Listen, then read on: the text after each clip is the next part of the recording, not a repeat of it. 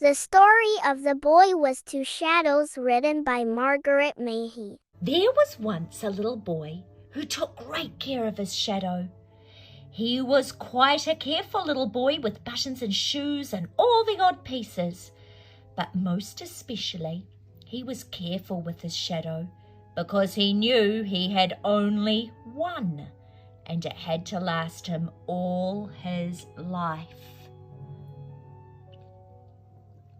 He always tried to manage things so that his shadow didn't trail in the dust. If he just couldn't keep it out of the dust, he hurried to get to a clean place for it.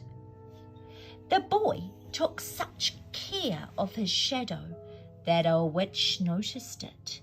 She stopped the boy on his way home from school. Do you see her up there in the trees? Look at her hiding. She's very small because she's far away. Look at her there. "I've been watching you," she said. "I like the way you look after your shadow." "Oh, I don't want to wear it out," said the boy. "It's the only one I've got." "True, true," said the witch approvingly. "Always look after your shadow. Now, I want someone reliable to look after my shadow while I'm away on holiday. You know what a nuisance a shadow can be when you're trying to have a good time." "Oh, my shadow isn't any trouble," said the boy doubtfully. "I need a good shadow sitter," the witch declared. "But I'm not going to leave it with just anybody. I've chosen you to take care of it." Wow, that looks terrifying to me, team. Look at that witch. Well, what can we say? The witch's shadow. The boy did not like to argue with a witch. "All right," he said. "But hurry back, won't you?" The witch bared her teeth in a witch smile, which was quite wicked looking, though she was trying to be pleasant. "If you look after my shadow properly," she promised, "you shall have a whole magic spell of your own. I'll choose a good one just for you." Then she fastened on her shadow onto the boy's shadow, climbed onto her broom and made off, light and free as thistledown, with sunlight all around her and no bobbling black patch chasing at her heels. The boy now had two shadows. One was his own, the other was the fierce, crooked, thorny shadow of the witch.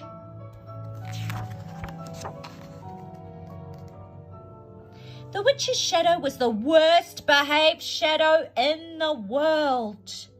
Usually shadows have to copy their people, but the witch's shadow had ideas of its own. When the little boy went to buy apples, the witch's shadow rummaged among the shadows of the fruit. It put the shadows of all the oranges beside the bananas and mixed up the shadows of the peaches. Everything was higgledy-piggledy. The man in the fruit shop said, "Bananas with the shadows of oranges? Oranges with no shadows at all? Oh, people will think I'm cheating them. Throw that shadow out." The little boy didn't like to turn the witch's shadow loose on his own. He rushed out of the shop without his apples. At home during tea, the witch's shadow stretched itself along and leaped all over the wall. It took the shadow from the clock and the clock stopped. Then it terrified the parrot into fits and pulled the shadow tail of the dog's shadow. "Really?" said the little boy's mother. "That wicked shadow is making me spill my tea and cut the cake crooked. Oh, couldn't you keep it outside?" The boy didn't want his mother to spill her tea, but he was determined to look after the witch's shadow. From then on, he had his tea in the kitchen on his own. Look at the dog and the witch. They don't seem to be getting on very well, do they? The dog is snarling, and what is the witch doing? Could that be sticking her tongue out? I would say she's aggravating the dog. That's good vocabulary, isn't it? Can you say aggravating? Picking on him. He became very clever at keeping the witch's shadow from getting into mischief and wickedness that at last it couldn't find anything wicked to do.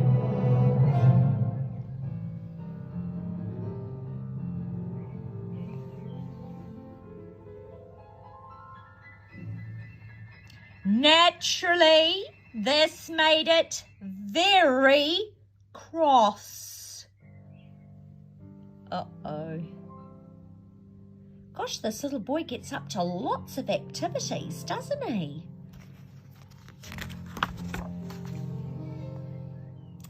Suddenly, it thought of something very, very mean. So mean, you would think even a witch's shadow would be ashamed. It started teasing and terrifying the little boy's own shadow. It was terrible to see. The boy's shadow had always been treated kindly.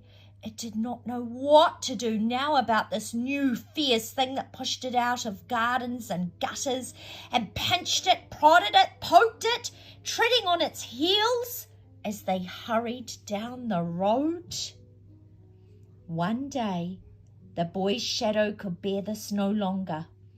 In broad daylight, going home to lunch, saw his two shadows, short and squat, running beside him. The witch's shadow ripped his own shadow with her long witch fingernails. It gave a great bound and broke free from its feet. Away, away it flew. On its own, leaping silently, tumbling off like a bit of waste paper, blown by a secret wind. Then it was gone. The little boy ran after it, but it was nowhere to be seen. He stood still. He listened.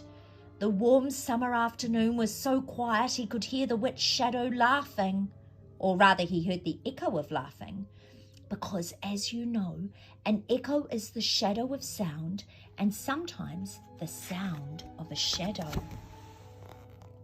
So there was the little boy with only one shadow again, but it was the wrong shadow. His real shadow was quite gone, and now he had only the witch's left. It was more like having a thorn bush at his heels than a proper shadow. A thorn bush that could pull faces too. People stared and pointed and shrank away. As for the boy, he felt sad and lonely without his own shadow. He tried to enjoy having the witch's shadow, but it was like trying to pet a wolf or thistle. Look at the witch making faces at all the tamariki, all the children.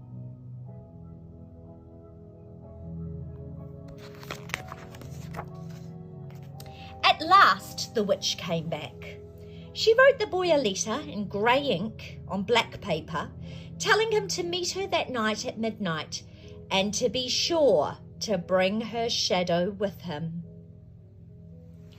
Thank goodness it was a bright moonlit night, or it might have been extremely difficult to find that wretched shadow which sometimes hid away from him. He looks quite happy now he knows he's giving that witch's shadow back, doesn't he?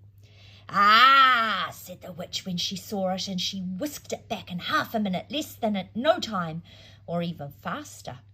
And here's your spell, she said. Defrost it, bake it, and then eat it. The spell was written on quick frozen sausage roll. What will it do? Asked the boy. Turn you into a camel, said the witch. A white racing camel, or a Bactrian, or any sort of camel you like, but just for an hour or two. The little boy didn't really want to turn himself into a camel, even for an hour or two. He wanted his own shadow back again. Your fierce shadow has chased mine away, he told the witch sternly. The witch sniggered a bit in a witch-like fashion. Well, my dear, she said, you can't expect everything to be easy, you know. Anyhow, I feel I've paid you handsomely for your trouble. Run off home now. And off she went, taking her shadow with her. It didn't even bother to wave goodbye. The boy went home shadowless through a moonlit world of shadows. Trees had shadows. Fence posts had shadows. Sleeping cows had sleeping shadows round them. The boy felt very lonely. But as he walked home, something dark and mysterious came to meet him. It copied everything he did. He took a step, and it took a step. He waved, and it waved back, softly and shyly, as if it were ashamed of itself. His own shadow sidled towards him. It had been hiding among other shadows, keeping an eye on him. Now it slipped along toe to toe with him, just as it had always done. The little boy thought for a moment. The wicked witch shadow was gone. He could turn into any sort of camel he liked, and a mischievous camel would have a lot of fun at the school fancy dress ball, just for an hour or two. Best of all, he had his own shadow back again.